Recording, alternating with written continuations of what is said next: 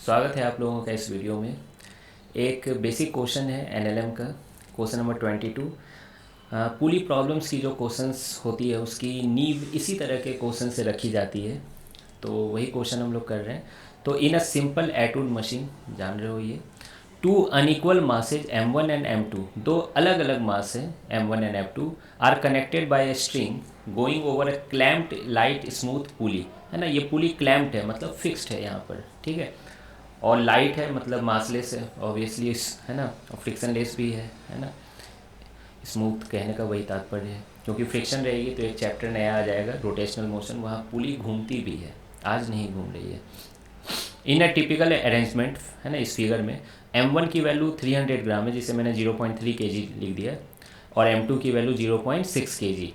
The system is release from the rest, यानी दोनों अभी तत्काल रेस्ट पर थे और यहाँ से छोड़ा गया, नहीं हाथ रखा हुआ था, हाथ हटा दिया गया। Find the distance travelled by the first block in the first 2 seconds. ये पहला जो ब्लॉक है ये पहले 2 सेकेंड में कितना डिस्टेंस ट्रेवल करेगा।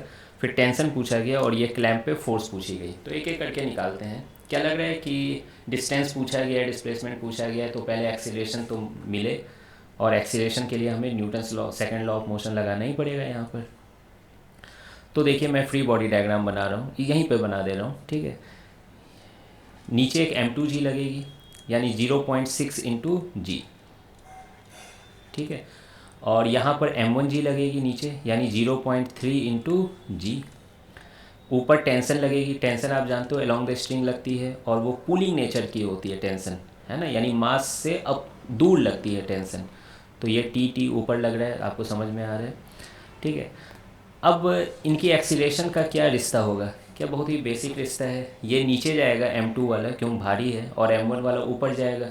लेंथ ऑफ स्ट्रिंग कांस्टेंट रहनी है, तो आप कांस्टेंट रिलेशन थोड़ा सोचो, है ना। m2, है ना, मैं दावा क्या कर रहा हूँ कि m2 की जो एक्सीलरेशन होगी नीचे, m1 की वही एक्सीलरेशन होगी। क्या आप इस बात से सहमत हैं?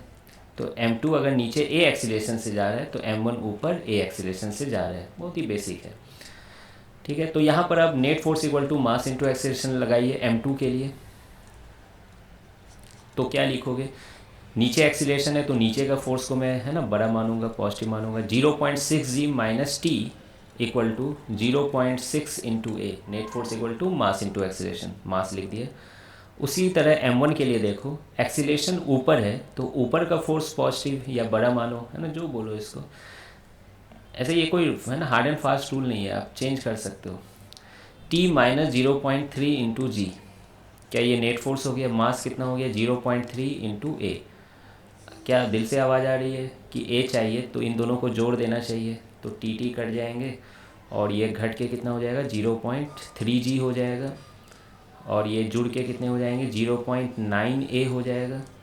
और ए की वैल्यू कितनी आ जाएगी आपको, 3/9 कितना होता है, 3 होता है, 1/3, g/3 हो जाएगा, है ना। अब जी की वैल्यू 9.8 ये सब रखना, तो आंसर भी आने लगेंगे इस पर। खैर एक्सीलरेशन नहीं पूछा गया है, पूछा क्या गया है, पहला पार्ट में पूछा क्या गया है कि m1 वाला ब्लॉक, है ना, 2 सेकेंड में, पहले 2 सेकेंड में कितना डिस्टेंस ट्रैवल करेगा, ठीक है। अब देखिए ये रेस्ट इस पे है और एक्सीलरेशन ऊपर है। अच्छा आप टेंशन मत लेना कि कहीं ये सब पुली से टकरा तो नहीं जाएगा, ठीक है, मतलब ये अच्छी खासी लंबी लेंथ है। तो क्या आपको इसकी फीलिंग आ रही है m1 के लिए, s equal to U T plus half A T square लगा दो, ठीक है। अच्छा यहाँ डिस्टेंस और डिस्प्लेसमेंट सेम होंगे, एकदम सेम स्ट्रेट लाइन में मोशन हो रहा है। u की वैल्यू कितनी हो गई, 0। एक्सीलरेशन की वैल्यू ऊपर ही है, प्लस g/3, और टाइम की स्क्वायर कितनी हो जाएगी, 4, टाइम 2 सेकेंड है। तो क्या यहाँ से दिख रहा है, 2 से ये कट जाएगा तो 2, और g की वैल्यू रख दूँ क्या, 9.8/3। अब आप इसको सॉल्व करोगे तो ये आ जाती है 6.5 मीटर के अप्रॉक्स में, तो ये आंसर हो गया, ठीक है। उसके बाद दूसरा पूछा गया find the tension in the string, तो क्यों ना इसे भी निकाल लें। टेंशन इन द स्ट्रिंग कैसे निकालोगे, टेंशन इन द स्ट्रिंग किसी एक इक्वेशन में आप पुट कर दो तो टेंशन निकल जाएगा। मैं इसी में पुट करूँगा सेकेंड वाले इक्वेशन में, तो टी इक्वल टू कितना हो गया, 0.3 ए प्लस 0.3 जी, ठीक है, उधर भेज दिए तो यहाँ से टी की वैल्यू कितनी आ रही है, तो 0.3 ए ए की वैल्यू कितनी है, g/3 आई थी, और ये 0.3 g, तो दिख रहा है 3 से 3 कट जाएगा, 0.1 बचेगा, तो ये 0.4 g हो गया। अब g की वैल्यू काश 10 लिखने का सौभाग्य मिलता है, तो है ना 4 आंसर हो जाता, लेकिन पक्का 9.8 होगा। तो 0.4 इंटू 9.8 ये कितना आ जाता है, 3.92 आ जाएगा, है ना, अप्रॉक्स में 3.9 न्यूटन। तो ये टेंशन की भी वैल्यू आ गई। ठीक है, अब एक तीसरा पार्ट क्वेश्चन का बच गया है ना, बेसिक है। Find the force exerted by the clamp on the पुली, मतलब ये क्लैंप पुली पे कितनी फोर्स लगा रही है। तो अब यहाँ पुली की फ्री बॉडी डायग्राम बनानी होगी, तो मैंने बनाया, क्या टेंशन फोर्स तो लग रही होगी ना, जो स्ट्रिंग की है वो टेंशन यहाँ पर भी तो लग रही होगी नीचे के डायरेक्शन में। अब क्लैंप किधर फोर्स लगा रहा होगा, ऊपर, है ना। क्यों ऊपर लगा रहा होगा, इसका भी लॉजिक है, क्योंकि नेट फोर्स जीरो होना चाहिए।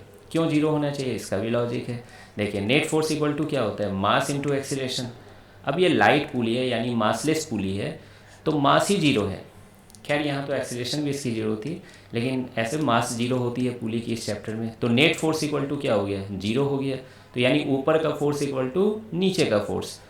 तो देखिए ऊपर का फोर्स कितना है, क्लैंप फोर्स, यही तो निकालना है, और नीचे का फोर्स कितना है, T+T 2T। तो देखिए आपका आंसर हाजिर है। T की वैल्यू आप 3.9 रख दो और उसको 2 से मल्टीप्लाई कर दो, कितना आ जाएगा 7.8। तो क्लैंप फोर्स कितनी हो गई, 7.8 न्यूटन। तो आई होप कि आपको ये बात समझ में आ गई होगी। बेसिक क्वेश्चन था, है ना। अब धीरे धीरे इसी पुली प्रॉब्लम्स में क्वेश्चन थोड़ा सा डिफ़िकल्ट होता रहेगा, पेचीदा होता जाएगा, है ना, लेकिन कंसेप्ट्स जो होंगे वो यही लगेंगे, बेसिक कंसेप्ट्स यही रहेंगे, कुछ भी नया नहीं रहेगा, है ना। हाँ डिफ़िकल्ट बच्चों को क्या डिफ़िकल्ट होती है, मैंने जो देखा है वो कांस्टेंट रिलेशन में डिफ़िकल्ट होती है। आज जो इतने आसानी से ए नीचे ए ऊपर कर लिए, इसी में डिफ़िकल्टी होगी, और बाकी चीज़ों में कुछ भी दिक्कत नहीं आएगा। तो आपको रिवीजन कर लेना चाहिए कांस्टेंट मोशन का, जो पढ़ाया गया क्लास में, है ना, 2 या 3 लेक्चर पढ़ाया जाता है, तो उसको आप अच्छे से रिवीजन कर लो, फिर आप कहीं नहीं फंसोगे Newton's law of motion chapter में और आने वाले चैप्टर्स में भी। ठीक है, तो फिर मिलते हैं नेक्स्ट वीडियो में, है ना।